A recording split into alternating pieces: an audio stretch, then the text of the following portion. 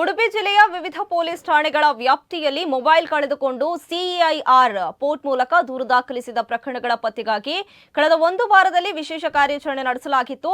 ಕಾರ್ಯಾಚರಣೆಯಲ್ಲಿ ಪತ್ತೆ ಹಚ್ಚಿದ ಮೊಬೈಲ್ಗಳನ್ನು ಮರಳಿ ನೀಡುವ ಕಾರ್ಯಕ್ರಮವನ್ನು ಜಿಲ್ಲಾ ಪೊಲೀಸ್ ಹಮ್ಮಿಕೊಂಡಿದೆ. ಜಿಲ್ಲೆಯ ಎಲ್ಲ ಉಪವಿಭಾಗಗಳ ಪೊಲೀಸ್ ಉಪಾಧೀಕ್ಷಕರ ನೇತೃತ್ವದಲ್ಲಿ ನಡೆದ ಈ ಕಾರ್ಯಕ್ರಮದಲ್ಲಿ ಮೊಬೈಲ್ ಕಳೆದುಕೊಂಡಿದ್ದ ಮೂಲ ವಾರಸುದಾರರಿಗೆ ಅವರ ಮೊಬೈಲ್ಗಳನ್ನು ಹಸ್ತಾಂತರಿಸಲಾಗಿದೆ. ಸುಮಾರು 241 ಮೊಬೈಲ್ಗಳನ್ನು ವಾರಸುದಾರರಿಗೆ ಯಶಸ್ವಿಯಾಗಿ ಹಿಂತಿರುಗಿಸಲಾಗಿದ್ದು ಮೊಬೈಲ್ ಮರಳಿ ಪಡೆದವರ ಮುಖದಲ್ಲಿ ಮಂದಹಾಸಕ್ಕೆ ಕಾರಣವಾಗಿದೆ.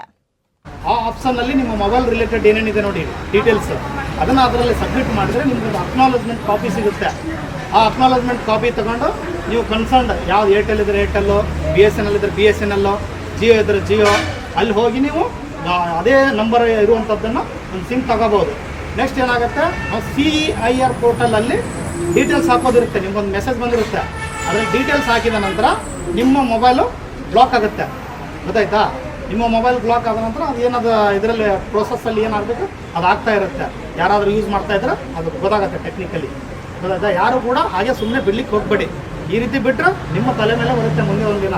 ನೀವು ಯಾವುದೂ ತಪ್ಪು ಮಾಡ್ದೇ ನಿಮ್ಮ ಆ ತಪ್ಪನ್ನು ನಿಮ್ಮ ತಲೆ ಮೇಲೆ ಹಾಕೊಂಡು ತಿರುಗಬೇಕಾಗತ್ತೆ. ಅದು ಯಾರು ಕೂಡ ಮಾಡ್ಲಿಕ್ಕೆ ಹೋಗಬೇಡಿ. ಮೊಬೈಲ್ ಅಷ್ಟೇ ಅಲ್ಲ, ಯಾವುದೇ ಡಾಕ್ಯುಮೆಂಟ್ಸ್ ಆಗಿರ್ಬೋದು. ಇವನ್ ನೀವೊಂದು ಆಧಾರ್ ಕಾರ್ಡ್ ಕಳ್ಕೊಳ್ತೀರಾ, ಇವನ್ ಆಧಾರ್ ಕಾರ್ಡ್ ಕಳ್ಕೊಂಡ್ರು ಕೂಡ ಒಯ್ದು ಬಿಡಿ ಇನ್ನೊಂದು ತಗೊಳ್ಳುವ ಸುಮ್ಮನೆ ಅಂತ